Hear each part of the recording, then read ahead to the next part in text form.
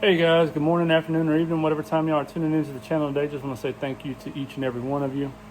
I hope all of you are having an amazing Labor Day weekend. It's a beautiful day here in South Alabama. It's not too hot, nice little breeze blowing, humidity's minimal. So it's going to be a nice day here. I think probably end up putting some sausage dogs on the grill here later this afternoon and just kind of sit back and enjoy the time with family. But I wanted to come on in here and go ahead and get a video out for you guys today. I think what I'm going to be doing is I'm going to be reviewing a couple of the RoseCraft knives that I picked up lately. One of them is the Clinch River swayback.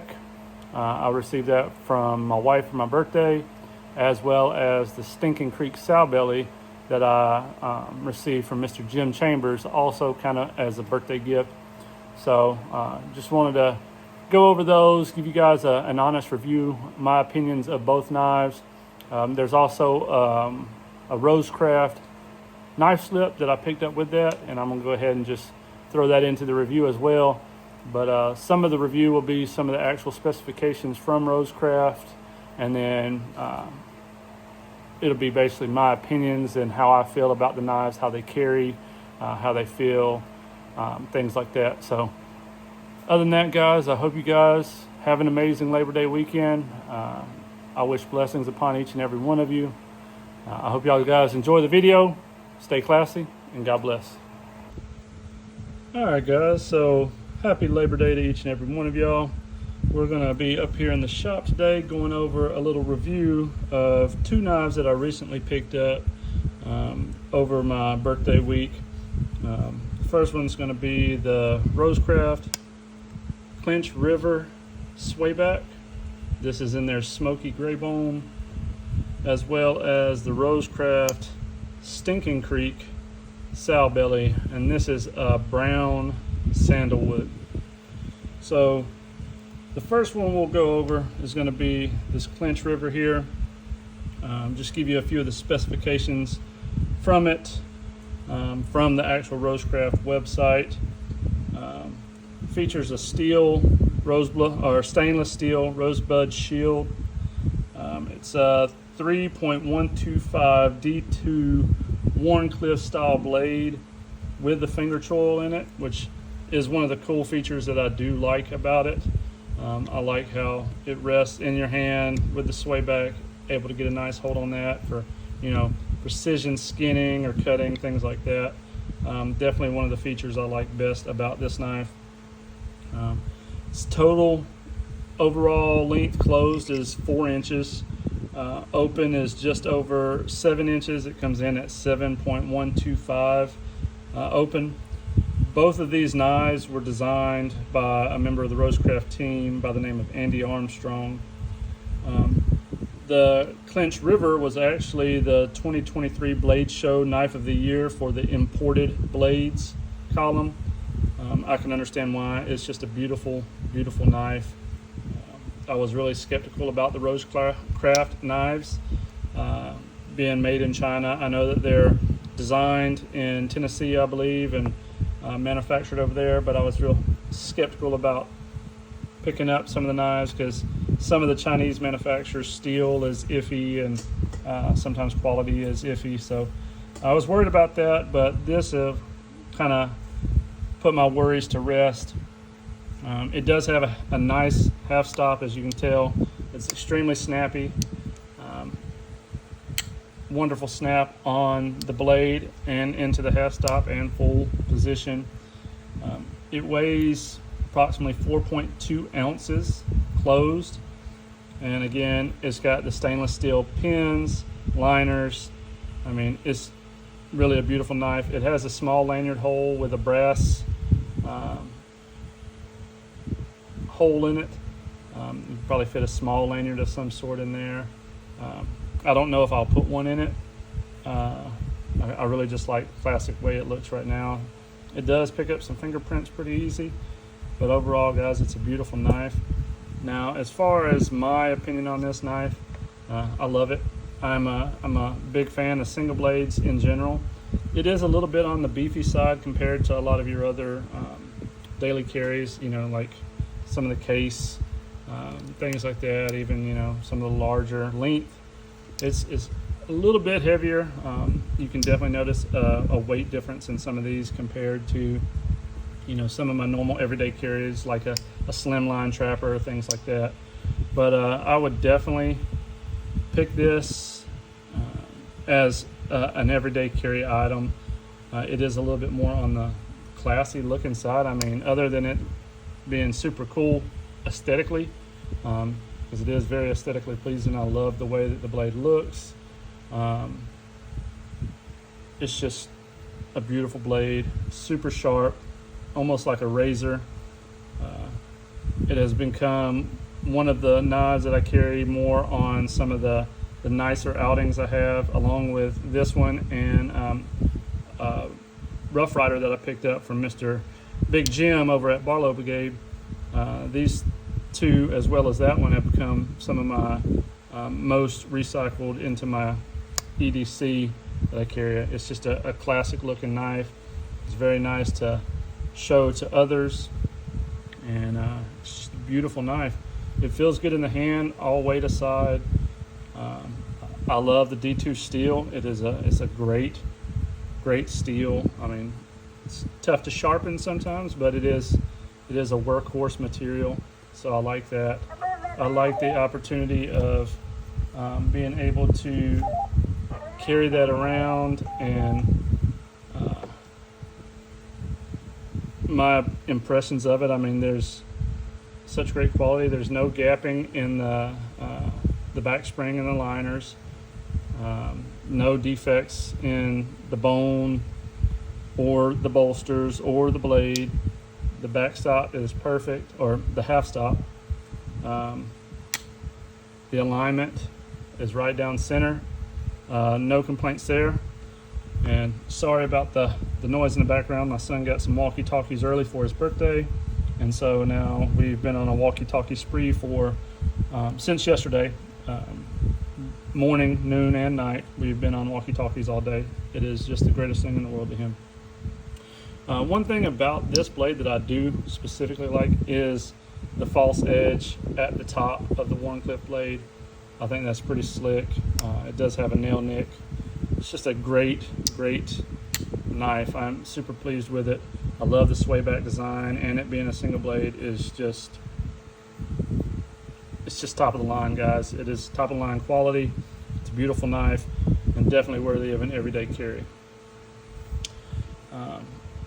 And again, this is the Clinch River swayback, and the model number on it is RCT 005-GY for, I guess, Smoky Gray Bone.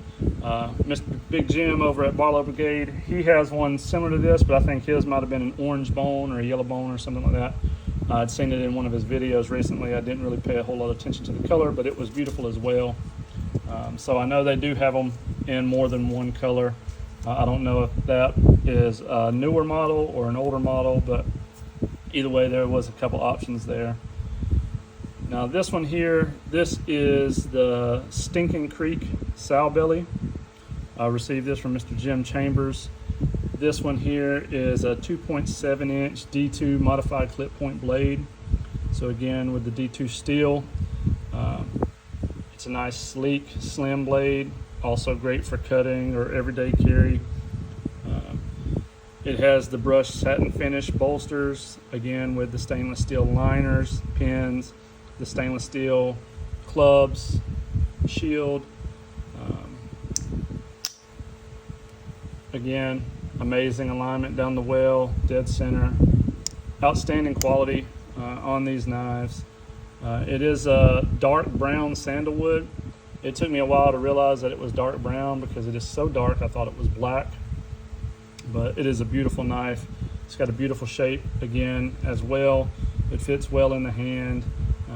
You know, whether you're slicing up an apple, you know, or just using it to open boxes or whatever the case may be, I feel like it's a great knife. I've carried this quite a bit since I've received it.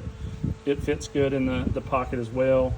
It is coming in a little bit lighter than the swayback. This one weighs in at 3 ounces. It's almost 4 inches closed. It's at like 3.8 inches closed. A total of just over 6.5 inches overall open. So not an extremely large knife, but it's a beautiful knife as well, guys. Like I said, everything on it is stainless steel pins, liners, and bolsters. The black sandalwood pattern I love. Every pattern, from what I understand, is obviously going to be a little bit different because of the parts of the wood that it's cut off of. But I was really thankful for this knife. Mr. Jim wanted me to get one of these into my hands just so I could see for myself the quality and things like that, and I was not displeased with it. I was actually quite impressed with the quality of the knives.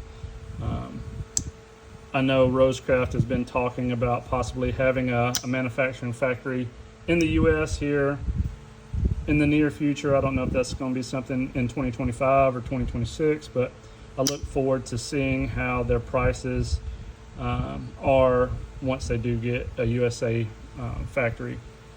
This one too, just like the swayback, has the half stop.